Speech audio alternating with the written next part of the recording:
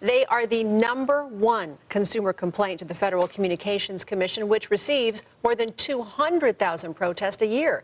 8 News Now anchor Christiane Klein is on your side with a look at why robocalls are flooding your phone and what you can try and do to stop it. Christiane? Well, Denise and Brian, we all get them. You won a cruise, you qualified for lower interest rates, the persistent ringing that lasts from morning till night. Now, robocalls are disrupting the lives of millions of Americans with seemingly no end in sight.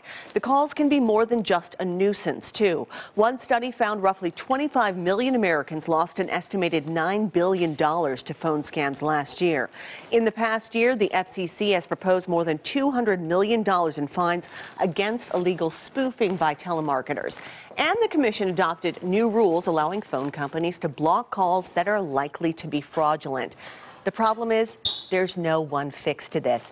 You can take certain actions, things like putting yourself on the do not call list, pre-screening calls before you take them, blocking certain types of calls, blocking anonymous callers, for example, and performing a reverse lookup to detect fake caller IDs.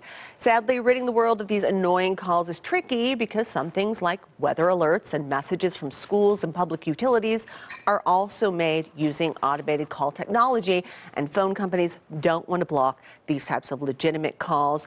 My phone actually will tell me scam alert sometimes, but that's not even something that it'll do all the time. That's helpful. But even when you get these guys on the phone sometimes, which I have, and you ask them for their phone numbers and you start asking questions, they figure it out and then they hang up on you. Oh. So it's tough. You could always just pull the Seinfeld move. Can I have your number? I'll call you back. Yes, and that does not work either. They just hang up when you say that. They're persistent. Yes, they are. Thanks, Thanks, Christiane.